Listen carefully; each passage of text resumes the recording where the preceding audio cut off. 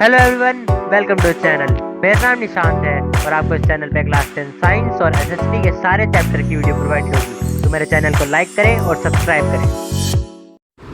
Hello everyone, तो चलो शुरू करते हैं हमारा आज का टॉपिक जो है advance sunrise and delayed sunset. तो क्या आपको पता है कि जो हमारा सनराइज़ होता है उससे 2 मिनट पहले हमें सूरज दिखने लग जाता है, और आपको पता है कि सनसेट के बाद भी हमें वो 2 मिनट तक दिखता है। तो आपने कभी सोचा है कि ऐसा क्यों? तो चलो आज फाइंड करते हैं कि हमें सूरज 2 मिनट पहले क्यों दिखता है सनराइज़ से, और 2 मिनट बाद तक भी क्यों दिखता है सनसेट के। तो ये जानने से पहले आपको कुछ एटमॉस्फेरिक रिफ्रैक्शन के बारे में जानना पड़ेगा। तो आप बोलेंगे एटमॉस्फेरिक रिफ्रैक्शन क्या है? तो चलिए जानते हैं। तो एटमॉस्फेरिक रिफ्रैक्शन को जानने से पहले आपको जानना होगा रिफ्रैक्शन क्या होता है। तो जो हमारी जो लाइट होती है ना, वो एक मीडियम से दूसरे मीडियम में जाती है।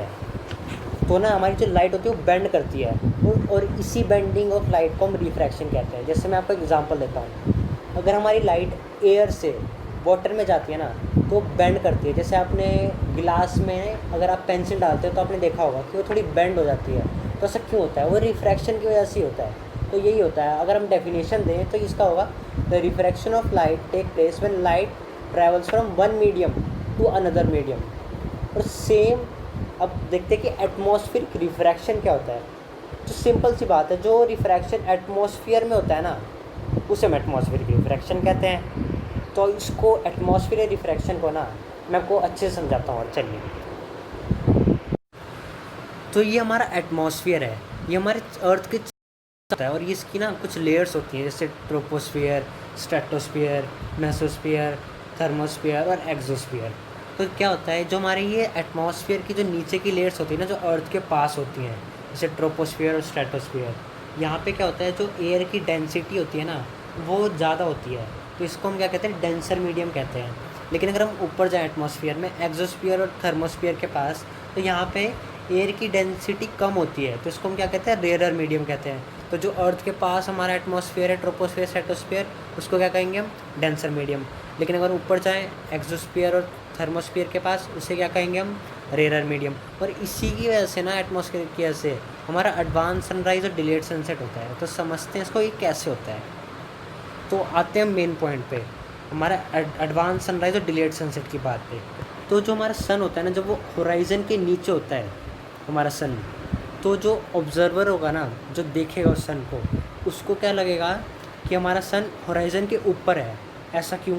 क्योंकि एटमॉस्फेयर, हमारे अर्थ के चारों तरफ एटमॉस्फेयर है, वो क्या करता है, मैंने आपको बताया था कि ये जो हमारा एटमॉस्फेयर का ऊपर का पार्ट होता है वो रेयर मीडियम होता है, और जो नीचे होता है अर्थ के पास वो डेंसर होता है। तो जब हमारी लाइट रेयर से डेंसर के पास जाती है ना, तो क्या होती है, हमारी लाइट बेंड करती है।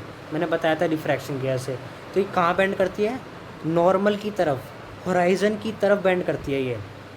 तो इससे क्या होता है, ऑब्जर्वर को क्या दिखता है, उसको ऐसा दिखता है कि हमारा सन होराइज़न से ऊपर है, मतलब सन उग चुका है, और हमें वो अपेरेंट पोजीशन ऑफ द सन में दिखता है। ठीक है, इसको मैं आपको एक एग्जांपल से अच्छे से समझाता हूँ कि कैसे होता है। तो कंसिडर करो, एक पर्सन है जो सनराइज़ देख रहा है, ठीक है, और सन हमारा होराइज़न से नीचे है। तो जो हमारा एटमॉस्फेरिक रिफ्रैक्शन होगा ना, उसकी वजह से क्या होएगा, हमें सन ऊपर उठा हुआ दिखेगा। देखो ऐसे, जैसे हमारा रियल सन नीचे है, लेकिन हमारा ऑब्जर्वर देखेगा ना उसे, तो जब हमारी रियल सन से, रियल पोजीशन ऑफ सन से जब लाइट आएंगी और वो एटमॉस्फेयर से टकराएंगी, टकराते टकराते टकराते इतनी बेंड हो जाती हैं कि हमें लगता है कि वो हमारा सन होराइज़न से ऊपर आ चुका है। और क्या होता है, हमें वो सन 2 मिनट पहले दिखने लगता है। रियल जो हमारा सनराइज़ होता है उससे 2 मिनट पहले हमें सनराइज़ दिखने लग जाता है। ठीक है, तो और सेम हमारा यही डिलेड सनसेट में भी होता है सेम। तो यहाँ पे मैं आपको पूरा एक अच्छे से समझा देता हूँ कैसे होता है। तो जैसे हमारा ऑब्जर्वर है वो अर्थ से देख रहा है हमारे सनराइज़ को, तो क्या होएगा, जब हमारा सन होराइज़न से नीचे है तो एटमॉस्फेरिक रिफ्रैक्शन की वजह से क्या दिखेगा उसे, कि हमारा सन होराइज़न से ऊपर है, अपेरेंट पोजीशन पे दिखेगा उसे सन। और जब, और क्योंकि मतलब इसका मतलब क्या, उसको 2 मिनट पहले दिखेगा वो सनराइज़ से। और सेम हमारा सनसेट में भी यही होता है कि जब हमारा सन होराइज़न से नीचे चला जाता है उसके बाद भी हमें 2 मिनट पहले तक दिखता है, और जो उसकी वो अपेरेंट पोजीशन होती है, ये भी हमारा एटमॉस्फेरिक रिफ्रैक्शन के ऐसे ही होता है। तो यही हमारा पूरा था एडवांस सनराइज़ और डिलेड सनसेट का कॉन्सेप्ट कि ये कैसे होता है। तो ये पूरा बेस होता है एटमॉस्फेरिक रिफ्रैक्शन के ऊपर। ये आप इमेज देख सकते हो, ये एटमॉस्फेरिक रिफ्रैक्शन की, ये कैसे एटमॉस्फेरिक रिफ्रैक्शन कैसे हमें 2 मिनट पहले दिखता है और 2 मिनट बाद तक भी दिखता है वो सनसेट के। Thank you. और अगली वीडियो हमारी होगी चैप्टर 6 लाइफ प्रोसेस न्यूट्रिशन के लिए। मेरे चैनल को लाइक करें और सब्सक्राइब करें। Thank you.